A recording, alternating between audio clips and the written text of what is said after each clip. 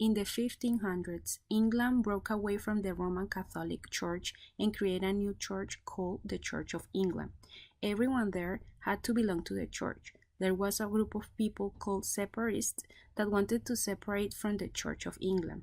This group, under the leadership of William Bradford, decided to leave England and start a settlement of their own so that they could practice their religion freely.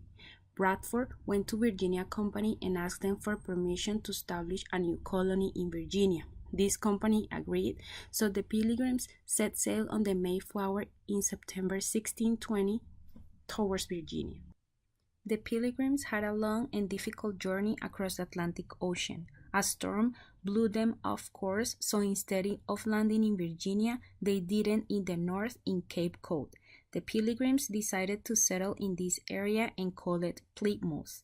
There was a problem with them staying. There was no form of government to follow.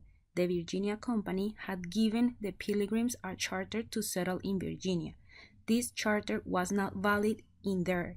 The men aboard of the Mayflower decided that they would write a plan of government for their colony. The plan of government became known as the Mayflower Compact. The men agreed to consult each other about the laws for the colony, and they promised to work together to make the colony succeed. All the men signed the document. Women weren't allowed to participate. The Pilgrims finally stepped foot on land in November of 1620. This was not the best time to establish a colony. It was very difficult for the Pilgrims to find food and shelter in the middle of the winter.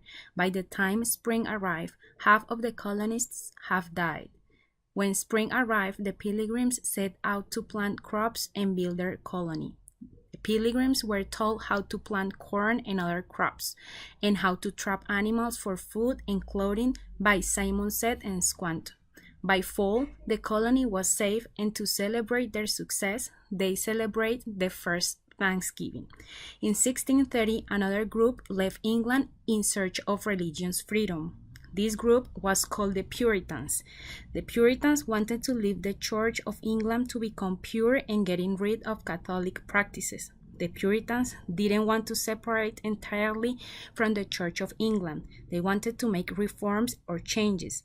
King Charles I would treat the Puritans with harsh punishments if they didn't obey the Church of England. The Puritans received a charter from the Massachusetts Bay Company to settle land in New England. John Winthrop led approximately 1,000 Puritans to America and established the Massachusetts Bay Colony. The colonists wanted to base the colony on the laws of God. They believed that God will protect them if they obey his laws. John Winthrop wanted to make this colony a model for all the other ones. Like other colonies, the Massachusetts Bay Colony established a government. All men who were church members were able to vote for governor and for representatives to the General Court. The General Court will then make laws for the good of the colony. There were 13 colonies located on the Atlantic coast of North America. The original 13 colonies were divided into 3 geographical areas consisting of the New England, Middle, and Southern colonies. The Rhode Island, Connecticut, Massachusetts, and New Hampshire colonies were classified as the New England colonies. There are some important facts about the New England colonies. The geography of New England consisted of mountains thick with trees, rivers, and poor rocky soil that was difficult to farm and unsuitable for crops. Natural resources: fish, whales, forest. New England imported agricultural products from other colonies. Climate: it was the coldest of the 3 regions.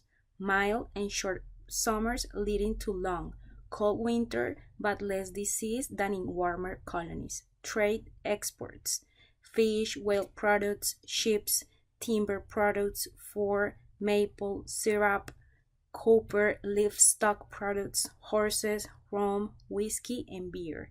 Farming was difficult for crops like wheat because of the poor soil, but corn, pumpkins, rye, squash, and beans were raised.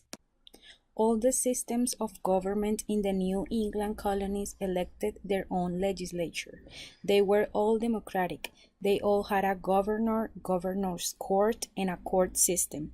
The government systems used by the New England colonies were royal or charter. The royal government were ruled directly by the English monarchy, and the charter government were generally self-governed, and their charters were granted to the colonists. The Puritans were trying to get the best possible education to understand and execute the will of God on earth. For them, the sacred book was the Bible, and they tried to follow its rules strictly. Such trivial things as dancing or playing cards did not belong to a real worship to God. They interpret the world around them as a constant battle between the forces of God and the forces of Satan. The Puritans based their belief on the doctrine of John Calvin, a Protestant reformer of French origin. They embraced the dogma of predestination, so they affirmed that God had already decided who he would save and who he would condemn to the eternal fire of hell. So, no matter what people did, their situation could not change before God.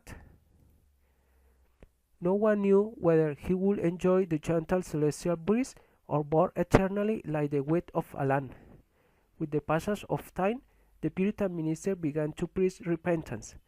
They warned people that, although God was merciful, whoever disobeyed their laws would go straight to eternal fire.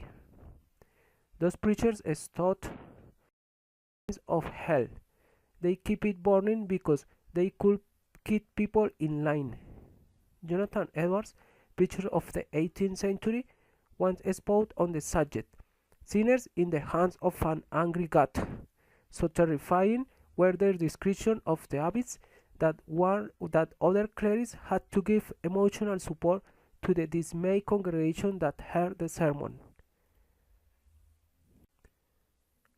Since they considered themselves the elect of God, many Puritans saw indigenous people as an inferior species without rights over the lands they occupy. Logically, such an attitude generated resentment. Meracomet, also known as King Philip of the American Indians Wampanoag, seeing how his people lost territory, began to attack the Puritan settlements, reducing their houses to ashes and annihilating the settlers. The Puritans counterattacked, and the struggle went on for months. In August of 1676, Felipe was captured in Rhode Island. The Puritans decapitated him, dragged the body, and then dismembered him.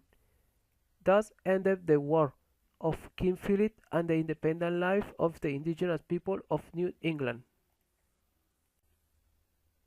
Colonial American literature emerged from the original West colonies during the period from 1607 to the late 1700s and was largely influenced by British writers. Many of the characteristics of colonial American literature can be found in the poems, journals, letters, narrative, histories, and teaching materials written by sailors and religious and history figures of the period. Colonial American literature includes the writings of Mary Rowlandson, William Bradford, Annie Bradstreet, and Edward Taylor. Colonial American literature is characterized by the narrative, which was used extensively during this period. Most of the literary works of this genre are composed of letters, journals, biographies, and memoirs. An example is Mary Rowlandson's narrative account, The Sovereignty and Goodness of God, being a narrative of this captivity and restoration of Mrs. Mary Rowlandson. This narrative gives an inside story of a colony being captured by Native Americans and describes the heavy hostility between the Native American and colonies. Rowland's story is categorized as an autobiography and captivity narrative. William Bradford, governor of Plymouth in the Massachusetts Bay Colony, recorded the first document of colonial self-governance in the English New World, the Mayflower Compact. Bradstreet published a book of poems and was the first American book published by a woman. She preferred long religious poems on conventional subjects such as the seasons.